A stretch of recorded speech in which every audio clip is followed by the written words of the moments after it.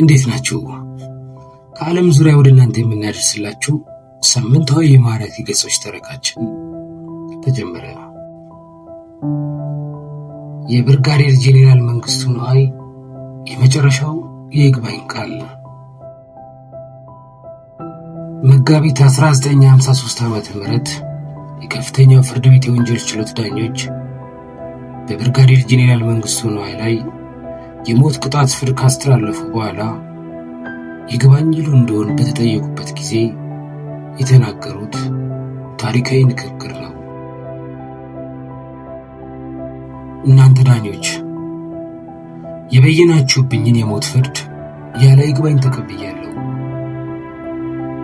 ይግባኝ ብዬ ጉዳዩን የሚመለከትልኝ የኢትዮጵያ ሕዝብ ቢሆን ኖሮ ይግባኝ ማለት በፈለግኩ ነበር።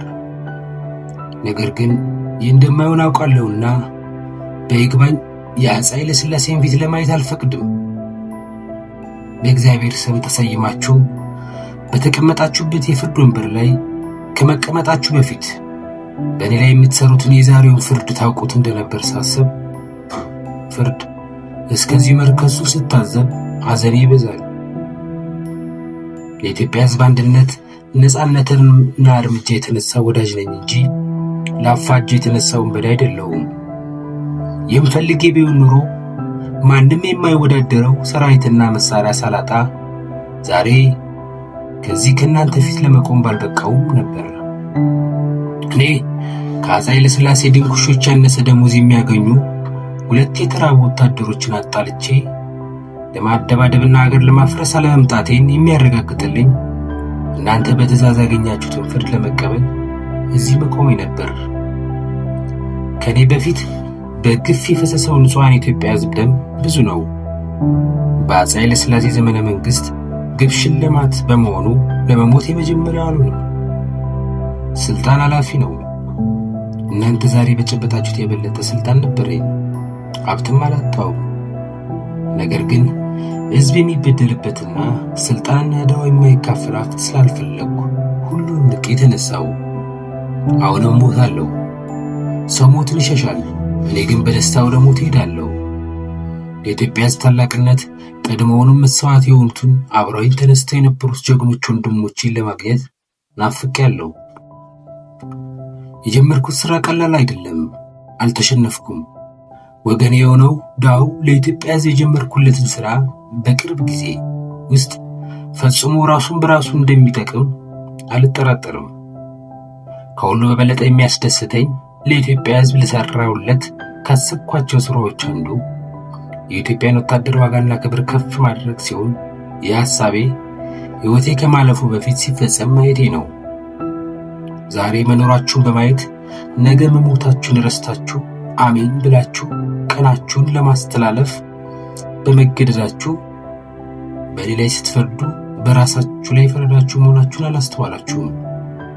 እኔ የተነሳሁት ከትክክለኛ ሕግና ሊናችሁ ውጪ ለመፍረድ እንዳትገደዱ ለማድረግ ነበር።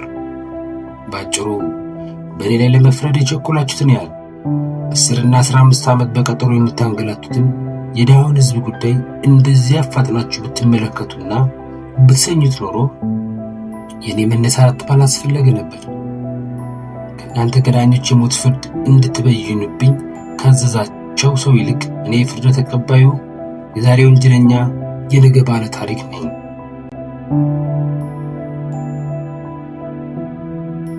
እኔ ጓደኞቼ መካከል ለጊዜው በሕይወት መቆየቴና ለእናንተ ፍርድ መብቃት የመመዘኑ ፍርድ ለመጪው ትውልድ የሚያሳይ ሆኗል። ዋው!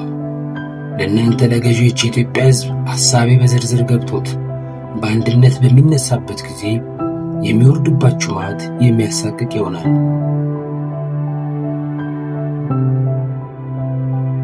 በተለይ አፄ ኃይለ ሥላሴ ግፍ መንግሥት ባላደራዎች ሆነው ዳውን ኢትዮጵያ ሲገዠልጡት ከነበሩት መኮንን ሀብተወልድ ገብረ ወልድ፣ እንግዳ ወርቅ ከመሳሰሉ በመንፈስ የታወሩ በሥራ የኮሰሱ መዥገሮች መካከል ጥቂቶቹን ገለል ማድረጌን ሳስታውስና የተረፉትን ፍጻሜያቸው በሚበድሉት በኢትዮጵያ ሕዝብ እጅ ላይ በመውደቁ ሲሰማኝ ደስ ይለኛል።